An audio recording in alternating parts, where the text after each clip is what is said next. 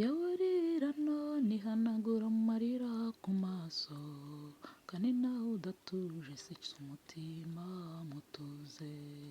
Agasimba gasuzuguritse ku isi n'urushishi, kandi narwo Uwiteka azi imibereho yarwo. Reka nanone dufatanye iri sengesho, ni isengesho ry'ihumure. Data twese uri mu ijuru, uyu munsi nshyize imbere yawe abantu bose bafite imitima iremerewe n'ibibazo bitandukanye. Hari abarwaye, ababuze akazi, abafite ibibazo mu miryango, abafite umubabaro n'agahinda, n'abumva nta cyizere bafite. Mwami Yesu, ubahumurize, ahari amarira uhashyire umunezero, ahari ubwoba uhashyiremo amahoro, ahari intege nke ubahe imbaraga, ahari kwiheba ubasubizemo ibyiringiro. Ijambo ryawe riravuga ngo Uwiteka aba hafi y'abafite imitima imenetse, kandi akiza abafite imitima ishenjaguwe.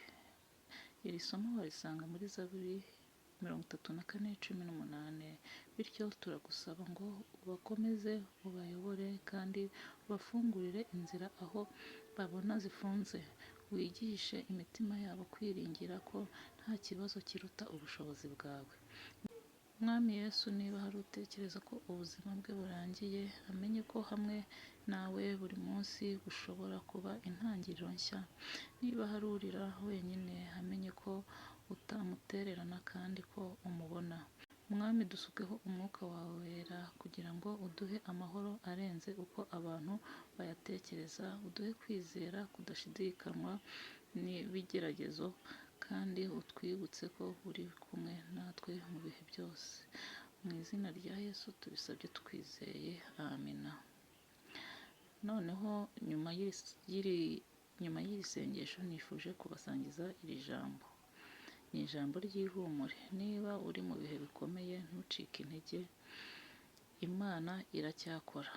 Ibyo urimo si byo bizagena iherezo ryawe. Komeza usenge, wiringire Uwiteka, kuko igihe cye nikigera azahindura amarira yawe mo ibyishimo, aguhindurire ubuzima, aguhe amahoro n'umunezero urambye, kuko Imana ntago itererana uwayizeye, kandi ntago itererana abana bayo. Ibyo ni byo nkwifuriza, nanjye nifuriza. Mukomeze mugire ibihe byiza. Ntabwo twatandukana ntabifurije amahoro Yesu Kristo atanga. Wowe wifuza gukomeza gusengana natwe cyangwa kubana natwe, utwereke ko turi kumwe, kandi utwereke ko ushyigikiye ijambo ry'Imana.